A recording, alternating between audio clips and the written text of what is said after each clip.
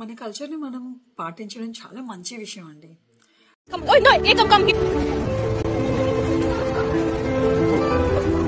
The fireworks were quite loud. My daughter came out of her room saying there was an orange glow in the backyard. And I was like, oh, that's interesting. And I looked out, like, that's obviously a fire. And looked back out, confirmed that. We got out of the house and called 911. కానీ మన culture, మనం పాటించే విషయాలు, మనం చేసే పనులు వేరే వాళ్ళకి ఇబ్బందికరంగాను ప్రమాదకరంగాను ఉండకూడదు. What are damages looking like? Car garage. There's some holes in the roof. There's a hole in my daughter's bedroom roof. The back of the house is pretty scorched. Possibly some roof damage. So stop the fireworks. Increase the fines.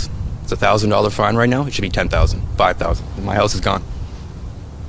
Celebration for your holiday, that's fine, but it should not be result in my house burning down. Period. It's dry. It's very dry out, and we're setting off fireworks. As I was talking to the fire department in their truck, fireworks are going off all around our neighborhood. Right in the parking lot at Mary Brown's last night. After the fire trucks are still here. Fireworks are going off in the neighborhood. It has to stop. The fireworks. So అమెరికాలో ఒక 10 సంవత్సరాల క్రితం వరకు, లేకపోతే last 5 years వరకు ఎవరి కల్చర్ని వాళ్ళు ఎంత బ్యూటిఫుల్గా, సైలెంట్గా, చాలా అందంగాను పాటించేవాళ్ళు. అంటే వాళ్ళు పండుగలు జరుపుకోవడం కానీ, అమెరికన్స్కి కూడా మన పండుగలు అంటే ఒక తెలియని, అంటే వీళ్ళు మంచి రంగులుగా బట్టలే వేసుకుంటారు, వైబ్రెంట్ కలర్స్ ఉంటాయి. ఇండియన్ కల్చర్ అన్న దీంట్లో చాలా మంచి ఆస్పెక్ట్ ఉండేది.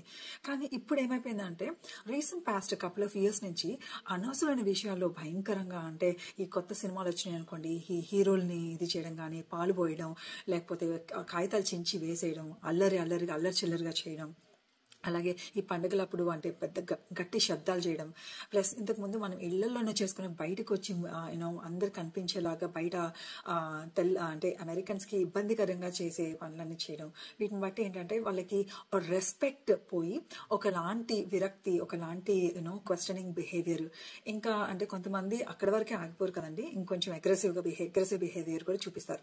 సో అలా అక్కడి వరకు వెళ్లేంత వరకు మనం తెచ్చుకోకూడదు. ఎందుకంటే ఇక్కడ చాలా మంది మనం ఈ దేశానికి ఈ దేశం యాక్చువల్గా మనకి ఫారిన్ కంట్రీ, కానీ ఏంటంటే ఈ దేశం మనకి ఒక ఇది ఇచ్చింది, ఒక కెరియర్ ఇచ్చింది. మనం ఇక్కడ వచ్చి ఉంటున్నాము, అది మనం ఇండియాని రిప్రజెంట్ చేస్తున్నాం. కాబట్టి ఎంత డిగ్నిఫైడ్గా రిప్రజెంట్ చేస్తే అంత బాగుంటుందండి. ఎందుకంటే మన పిల్లలు ఇక్కడ చదువుకుంటున్నారు, స్కూల్కి వెళ్తున్నారు. మనం చేసే ప్రతి పనిని వాళ్ళు స్కూల్కి వెళ్ళినప్పుడు పిల్లల మీద లేబుల్ చేస్తారనమాట.